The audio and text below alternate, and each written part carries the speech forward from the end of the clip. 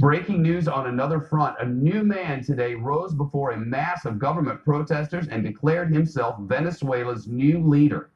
And President Trump announced he supports him. As of last hour, the United States no longer recognizes Nicolas Maduro as the legitimate leader of Venezuela. The White House issuing a statement from President Trump that reads in part, "Today I'm officially recognizing the president of the Venezuelan National Assembly, Juan Guaido, as the interim president of Venezuela. We encourage other Western Hemisphere governments to recognize Guaido as the interim leader of Venezuela, and we will work constructively with them in support of his efforts to restore constitutional legitimacy." Canada just did exactly that. But breaking now, the crisis in Venezuela just took a brand new turn of global significance. Moments ago, Venezuela's Nicolas Maduro said that he no longer recognizes the government of the United States, will no longer work with the United States.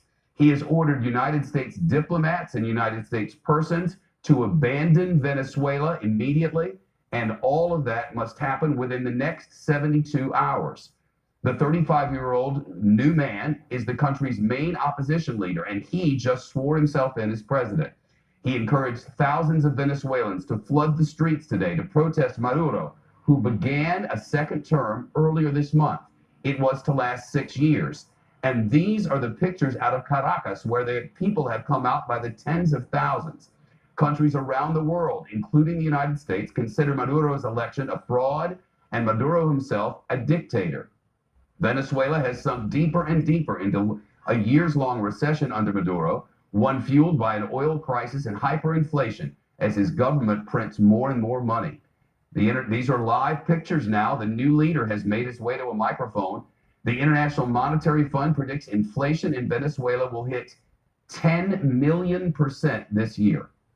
To put that in personal, everyday terms for the people, Bloomberg News has been tracking the price of a single cup of coffee in Venezuela. Over the past year, Bloomberg reports it has skyrocketed from half a bolivar, which is the local currency, to more than 800 bolivars. Like going from 50 cents from a cup of coffee to $800. That's made wages essentially useless in the country. People say it's hard to buy anything, food other than basic necessities. Hospitals report they're crowded with malnourished children. The poverty rate has forced more than 3 million people to leave the country. And now the new leader is put himself in position. The elected leader, though by fraud, says the United States, has said we're breaking off relations with the United States. United States persons must evacuate immediately, and there are questions about whether the military might step in. Steve Harrigan is reporting live with the news. He covered Venezuela extensively for this news network for the past decade. Is there a possibility now? Is there a suggestion that the military might still be with Maduro and that he might be able to arrest this new leader? Shepard, that's been how the government has done in the past. That's how they've stayed in power. Keep in mind, just 2 years ago, there were similar demonstrations against Maduro. His government killed 120 of those protesters on the street. They threw the leaders in solitary confinement and basically were able to cling to power for 2 more years. Are they able to do that now? Some things have changed dramatically. First, you have this 35-year-old, relatively unknown Juan Guaido. He's the head of the National Assembly. He's declared himself president interim of Venezuela.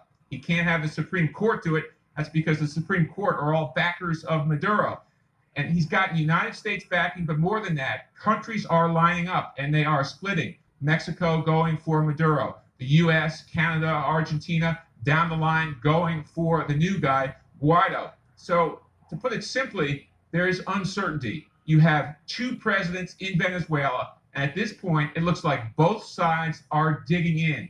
It's uncertain, and it could be potentially violent, Shepard. The United States has been backing this new man who has come forward now, ostensibly the opposition leader. What is the U.S. leverage, I guess, now, along with Canada and others? Well, the Trump administration has said 2 things which I think deserve a lot of attention. First, that nothing is off the table. And second, that they will hold the Maduro government responsible for any actions against the Venezuelan people. So if they do round up the leadership, if they do slaughter the demonstrators, the U.S. is saying it will hold Venezuela responsible.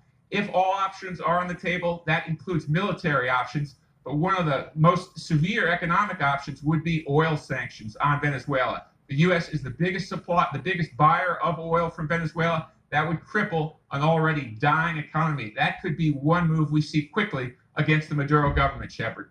Steve Harrigan with the insight there. Steve, thanks. We're going to keep live pictures on and watching here in our newsroom in New York. We'll be watching for breaking developments on a very, very tense situation there. And